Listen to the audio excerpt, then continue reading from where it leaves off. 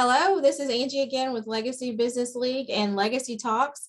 This month, we are highlighting many things that have impacted the African American community. And one of them is an institution that is on the coast that has a wonderful history. And so we're going to jump right into talking about Gulfside Assembly with someone who I respect enormously. We worked together for many years at a healthcare facility and got to know her when she was volunteering, but now she's there in an official capacity, and she's going to introduce herself and tell us a little bit about, a lot about this organization. Good morning, or good afternoon, or good evening, whenever anybody's watching this. Cheryl, I appreciate you being here. I know this is a passion of yours, so just tell us, how you got involved and just a little ditty about yourself. Absolutely. Thank you for having me, Angie. And as Angie has said, I'm Cheryl Thompson, and I am the Executive Director of Gulfside Assembly. And I am so excited to tell you about Gulfside. And I told Angie when we were getting started that, this is really, Gulfside is a history, it's Black history, but it's also Mississippi history. And it is a United Methodist history, because Gulfside is a United Methodist institution, I'll say it that way. So Gulfside was started in 1923 by Bishop Robert Elijah Jones. He was one of two bishops, African-American bishops, in the first two African-American bishops in the United Methodist Church. This was almost 100 years ago, 1923. Whoa. And in fact, we will be celebrating 100 years in 2023. Back at that time, the United Methodist Church in the South was segregated. And the conference states of Texas, Louisiana, Mississippi, and Alabama were all in one jurisdiction, and everyone in that jurisdiction was African American. And it was called the Methodist Episcopal Church at that time. And so, as I mentioned earlier, Bishop Jones was the bishop for the Southeastern Central jurisdiction of the United Methodist Church, an all Black conference. So Bishop Jones was invited to Chautauqua. That's an important word, Chautauqua. In Lakeland, Ohio. Chautauquas were started about, I'll say the late 1900s, early 20th century, as a place that stood on four pillars. They were United Methodists. They focused on religion, education, cultural activities, and religion, education, cultural activities, and I'm missing one. Creative arts. Creative arts. I'm writing them down because those are creative arts. I'm sorry. Religion, education, creative arts, and education. So that being, I'm sorry, recreation. I missed that one. That's all right. Okay, so religion, education, cultural arts, and recreation. Sorry, I didn't mean to bungle that, but those were the pillars that Chautauqua stood on. The Chautauqua and Lakeside, Ohio invited Bishop Jones there to speak in 1920. And when he visited Lakeside, Chautauqua, he said, I would like a place like this for my people. And so when he came back, and the central jurisdiction's office was in New Orleans, but he came to the Mississippi Gulf Coast and bought a piece of property in Waveland, Mississippi on the beach. He bought 316 acres, and he leased another 300 acres. I see that. The 300 acres that he leased is now Buccaneer State Park. Oh. And Gulfside no longer has that property, but Gulfside Assembly is located immediately adjacent to Buccaneer State Park. Okay. So we were in possession of 316 acres. Over time, we lost a lot of that acreage due to hurricanes that destroyed the properties. They used some of the acreage to repair or rebuild buildings. And so now we're down to 70 acres. And Seven. about half of that is beachfront, and the rest of the acreage is behind that. Why Through was the there a need for so much land? Well, I don't know that there was a need at that time necessarily, but Bishop Jones had a vision. He was a visionary, and he was able to buy this land with the help of other pastors from Louisiana, Mississippi, and the other areas. They put their funds together and they were able to buy it. Now, in 1922, 23, you know that this wasn't something that a Black man could do easily. Yeah. But Bishop Jones was able to buy this property. Right. Well, he was in need of it the same way any other landowner was in need of it, because he wanted it for his generation. Absolutely. Yeah. Absolutely. So I didn't know if he like you said, he was a visionary. So and then from what I understand, there was 20 plus buildings there. So he probably absolutely thought, you know, was it stores? Was it residence? What was it? What were those buildings? As I mentioned earlier, his vision was to have a property just like the Chautauqua that he visited in Ohio. And those properties are in beautiful locations. There's something calming about it. They have a space for cultural arts. They have spaces for education. They have spaces for religious services, and they have lodging. And so those were the things that he envisioned for African Americans who had very few places to go during those days for that. Gotcha. It started off with, there was one structure on the property, and that structure was a house that was owned by the son of Andrew Jackson. Yeah, so it was called the Jackson House. It had 23 rooms. And so that structure was used as housing for people who came there. Bishop Jones started a school for poor Black boys, and that school ran year round. And during the summer, spring, and the warmer months, then he would have it as a place for recreation. Now, my mother tells me how she came from New Orleans on the train.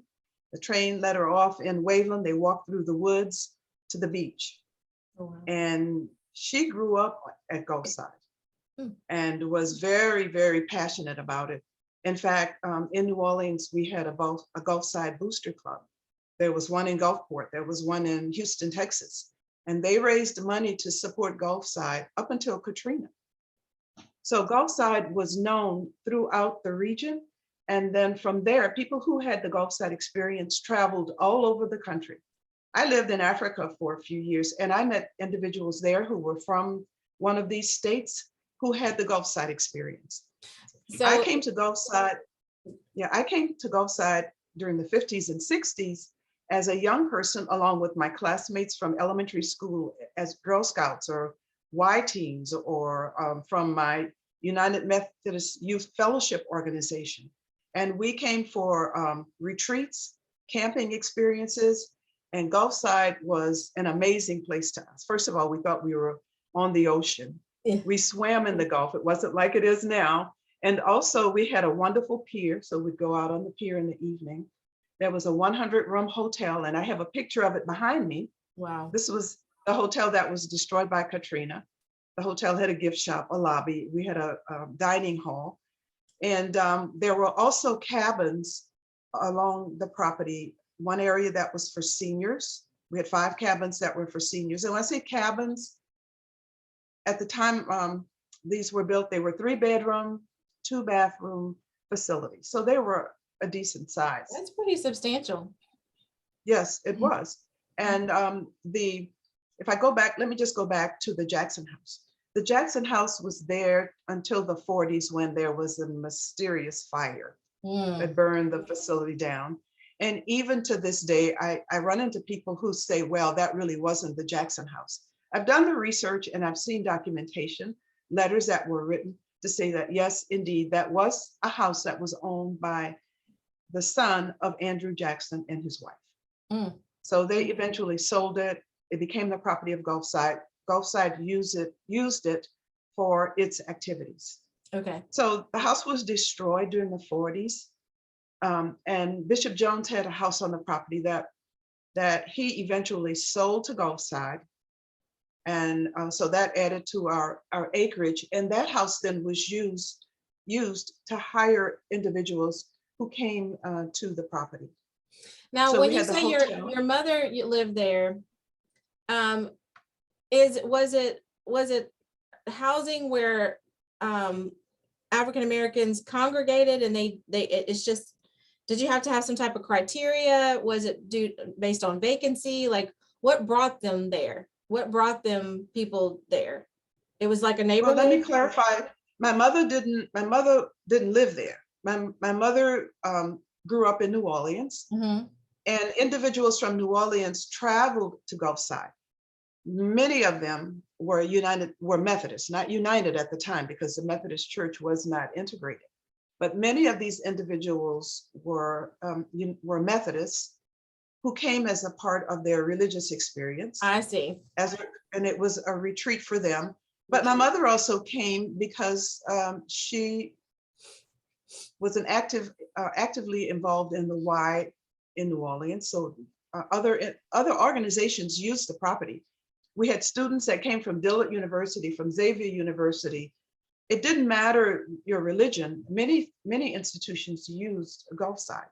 I Okay. have a friend who lives in Washington, D.C., who went to school in Meridian, Mississippi, and the nuns brought him from Meridian down to Gulfside for retreats because there was no other place for African Americans to go. During the Civil Rights era, Gulfside was used for the Freedom Talks. In fact, Constance Baker Motley did her work there when she was writing up her defense for James Meredith when he was going to be integrating the University of Mississippi. Yes. So Gulfside has a very, very rich history. And I mentioned Bishop Jones, who was responsible for these 4 states. But Bishop Jones, when he came from South Carolina, and when he moved to New Orleans, he met a young woman by the name of Valina C. Jones. And they married. That's the, Yes. oh my goodness, that's Yes. the school there. That's right. He married Valina C. Jones, and she was a school teacher in New Orleans. Valina C. Jones Elementary School in New Orleans is named after her.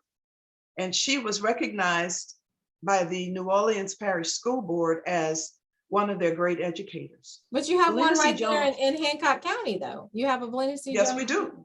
Yes, I'll get back to that. Okay, all right. I'm interrupting. Okay, All all right. right, Mama. All right. So Valina C. Jones married Bishop Jones, and Bishop Jones was the editor of the I keep saying United, but the Methodist newspaper. It was called the Christian Advocate.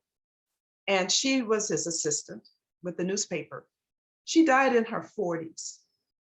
And so after her death, Bishop Jones remarried. It was some years later. But Valina C. Jones was from Bay St. Louis. Okay.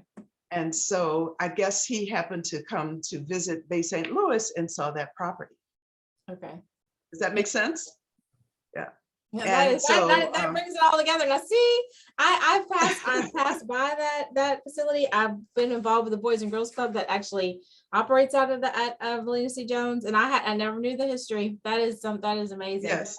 Now, Right. And the Methodist Church there is named after her. Valina C. Jones United Methodist Church. I didn't know that. Now, in Yes. some of the history that you sent me, you said Gulfside served as a school for disadvantaged boys. So That's right. was it like a boarding school, or was it? It was a boarding school for them. Yes, it was a boarding school. And so they had facilities that they stayed in, and they were fed, they were educated. And when people have the Gulfside experience, many of them want to come back and give back. And so many of those young men became ministers and came back to the Gulfside campus to conduct education for other ministers or to facilitate camps or whatever experience was needed. So now you keep referring to the Gulfside experience, and you stopped me earlier when I wanted to call, what kind of services do you provide? Tell me why you coined that phrase. Well, I use that phrase because when you have the experience of going to Gulfside, it's about relationships, it's about spirituality, it's about feeling safe. Because for those of us who grew up during the civil rights era, there was always a fear that we were in danger. If we left our comfort zone, if we left our communities in New Orleans without an adult or someone to look over after us to make sure that we were okay. You know, whenever we would go shopping in New Orleans, we were told to keep your hands out of your pocket. You eat before you go. You don't, because we could not eat at the same restaurants and counters with Caucasians. We could not use the restrooms. We drank out of the colored water fountain. My mother said, we drink water before we go. So there was, we were traumatized. I'm just going to say that. We carry those scars with us. Yes. And so when we got to Gulfside, it was like we felt free. Don't leave the campus though. If you left the campus, that was a whole different story. But on the grounds, we were acknowledged, we were recognized, we were encouraged to use our talents. We had a wonderful auditorium there that was called Harry Hoosier Hall. It could accommodate 1,000 people. We had a wonderful historic organ there. And many people back then played the organ. And so we had talent nights, we had college career fairs in that building. Wow. We could go there and use it for whatever crafts, arts and crafts. And so that building was special to us. We also had a rec hall that had a ping pong table and a mini kitchen. And in the evening, we always had snacks and could go to the rec hall. There was a chapel there, which was called Brooks Chapel. And it was small, cute little chapel that we could use.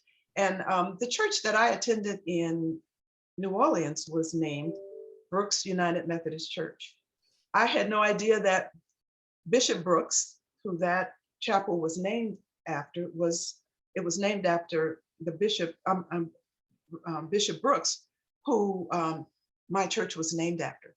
And Bishop Brooks and Bishop Jones are buried on the grounds of Gulfside right now. Oh, wow. So their bodies are there. Now, Cheryl, as well as Bishop. Go ahead. As well as Bishop Jones's second wife. So you say they are buried on the grounds. They are buried there on the grounds. Yes.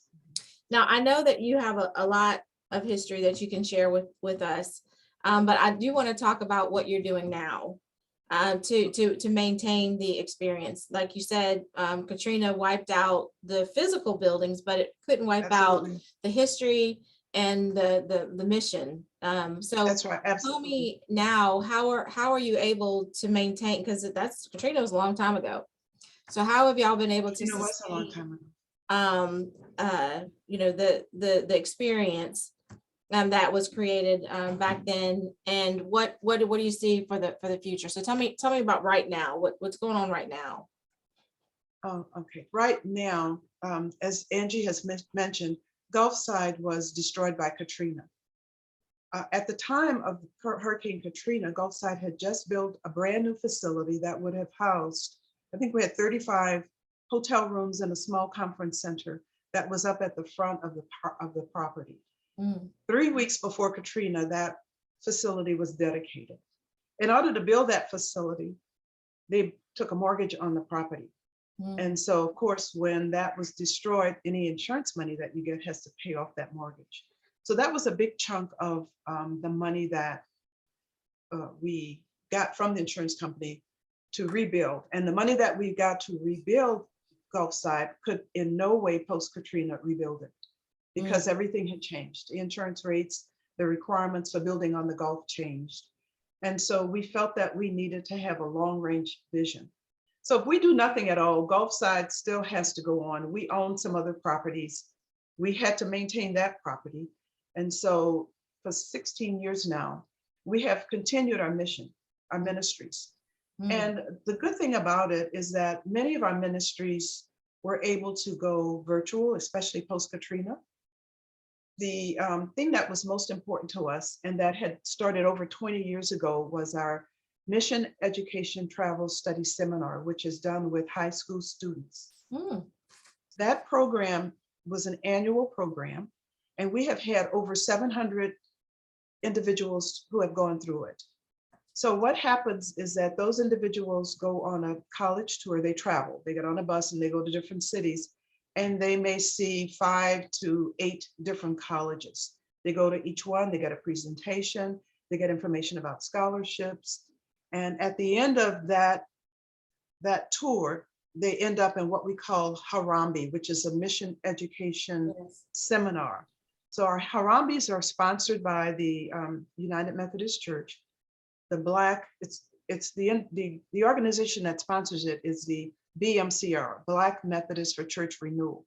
So most of the kids there are African American, and they get that enrichment and support that they need in addition to mission study to carry with them throughout their lives. And so we've had students who have gone through that program and have come back to help us. I have one young lady who does our graphic art, our graphic artwork that we need done. We have another young man that went through the program. I think he attended about 5 years, and he is currently a professor at Duke University. Oh, wow. And he is from Gulfport, Mississippi. And so Does he credit, you think, his experiences there? absolutely, he does. He does. Fantastic. And he's on a sabbatical leave from Duke right now because he's writing a book. And so he went to Duke, I think he went to Tuskegee, but then he went on to Duke and got his master's and his PhD. And he saw that there was a lack of Black literature or even recognition of it. And so that is his area of specialty, and he's currently writing a book on that. Fantastic. And so, you know, we're very proud of him. I have, I'm very proud to say I have 2 nieces that have the Gulfside experience. Oh, that's And wonderful. and I mean, you're those very are my, entrenched in it. Yeah, and you think that they'll yes. carry the torch? Do you think that they'll be as involved, or are you breeding people that will maintain the legacy of Gulfside? Absolutely. Well, these young people they have it because we've given it to them, and they had the experience of Gulfside before Katrina. Okay. And so they are coming back. They are, we're looking at them to serve on the board so that they can begin to learn how to manage and run, serve on boards and run organizations such as Gulfside to keep the legacy of Gulfside alive. Fantastic. So that some of the things that we're doing, I mentioned that Mission Education Travel Study Seminar. When COVID started, then we kind of switched gears and we started doing webcasts every month on leadership development training for young adults, college students and older. And when you say so we, who's we? Gulfside. I know, but you, other experts, volunteers, like Our Gulfside is, we have a board of directors. It's a board. And so we utilize the skills of our board members, and they come with varied skills. Some are ministers. We have others who are professors. We have others who have, you know, different other skill sets. We have a lawyer. And so we try to utilize the skills of those individuals to help craft these webcasts. Okay. But we also use the input of our young adults. They present. Over 50% of our sessions were presented by these young adults, and they are asking how they can continue to support Gulfside. Now, how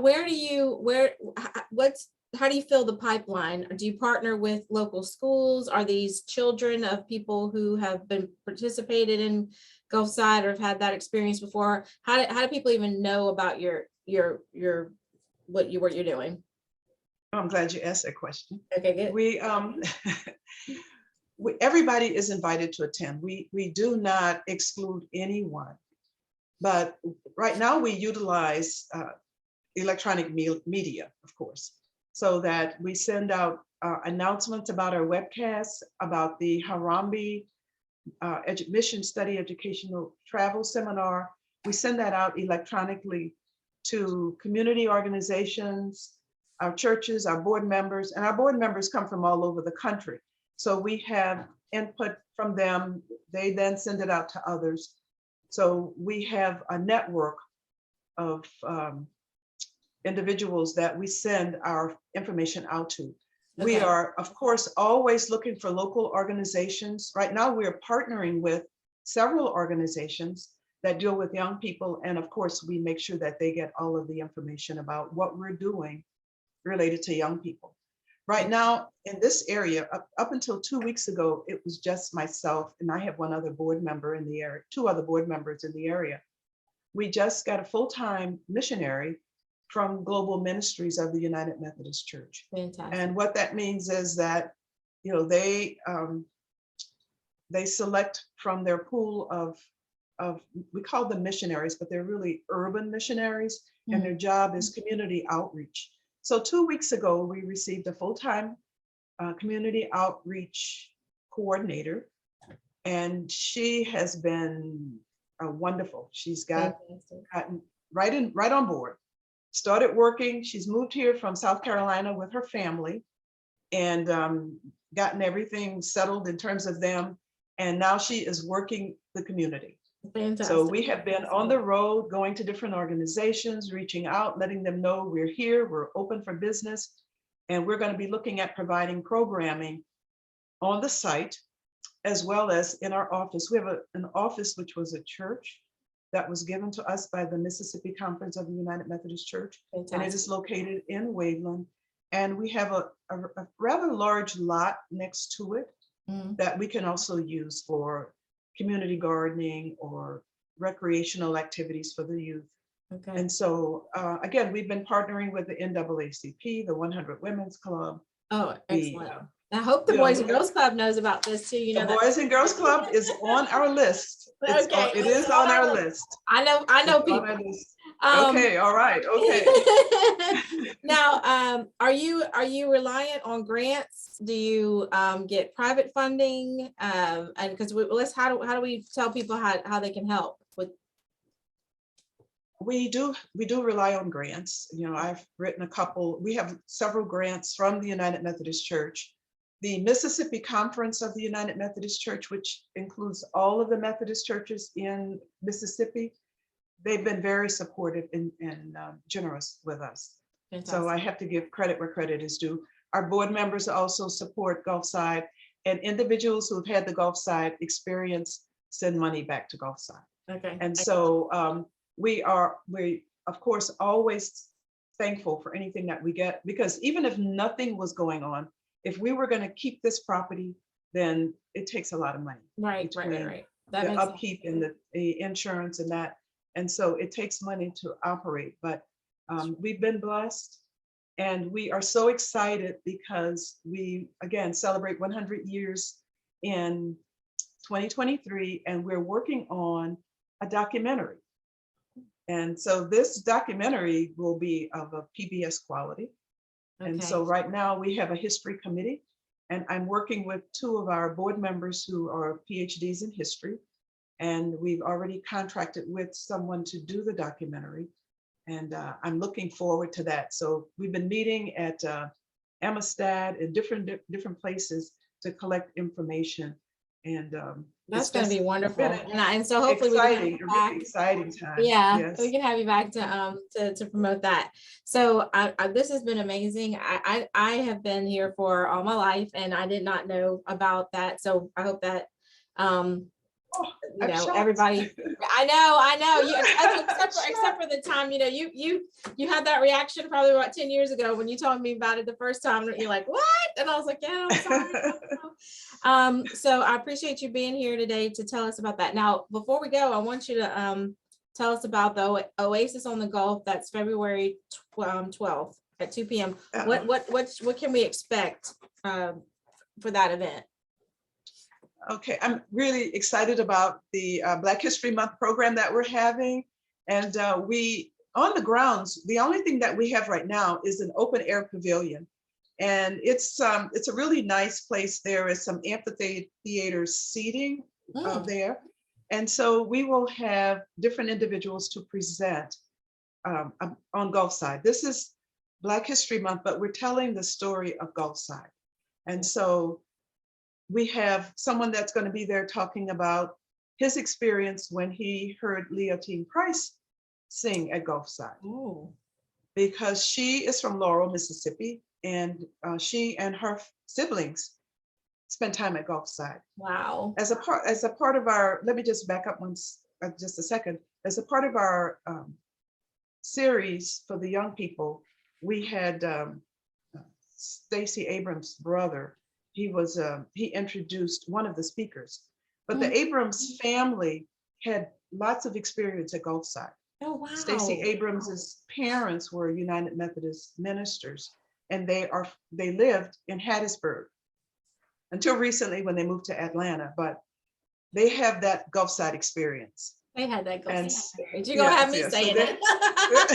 Yeah, they had that Gulfside experience. So on the program, we'll have someone from the NAACP speaking about our collective goals in terms of racial healing, race relations, and what happened at Gulfside during the civil rights movement. And so we'll have someone there to speak on that. We'll have someone to talk about the Chautauqua movement. We also have an individual that's going to talk about her experience when she worked at Gulfside. Is Chautauqua still a thing? I mean, are they still? Absolutely. Okay. Absolutely. We had hundreds of them early on across the US, but now I think there are probably about 20 in the US. And I also saw online that Chautauquas are also a thing in England and Scotland. Okay. So I think they brought that concept over with them. Wow. From I England. might want to go and visit that. Yes, I think I encourage everyone, first of all, to join us on February the 12th at 2:00 p.m. on the grounds of Gulfside. And we're located at 950 South Beach Boulevard in Waveland, Mississippi. We have plenty of parking on the grounds. Bring a lawn chair with you because we will have limited seating, but it will be a very informative time and networking. You'll build relationships. I think it's going to be wonderful. And then we're also planning something for Juneteenth. I'll have more information about that to come. Fantastic. Okay. All right. And well, I appreciate you so much. I am so happy you had me. I'm so happy you had me to come here. I tell you, and I didn't get a chance to say this, I'm going to sneak it in real quick. Okay. Angie mentioned that she and I work together. I am a graduate of Dillard University, and I left New Orleans just as fast as I could get out of there, and thought I would never come back. Especially, I'm ashamed to say this, I thought I would never live or work in Mississippi. Yeah. But but never say never. That's right. And so I left. I worked all over the country. My husband and I also lived in Africa for a couple of years, and I had an opportunity to work there. And when my dad became ill, I moved back to New Orleans, which was really very, very stimulating. And so we decided to move to Mississippi. And when I got to Mississippi, they said, Cheryl, you've got to be on the board of Gulfside. That was over 20 years ago. So I have served on the board of Gulfside for over 20 years. I had no plans to work after I retired, but Gulfside needed someone to fill in the gap as a director while they searched for someone. That was almost 2 years ago. So I said, this is temporary. temporary, temporary. It doesn't sound temporary. But it's been, I have such a love for Gulfside. Yeah, you can tell it in you can tell it in the way you talk about it. You just light up. So I'm gonna, if I don't see why I can't be there on February 12th. So I'm gonna join you then, because I want to continue to hear more about this. This has been so enjoyable. And I hope to have you back so we can promote the documentary. So thank you so much, Cheryl. We really appreciate it. Thank you for having me, Angie. All right.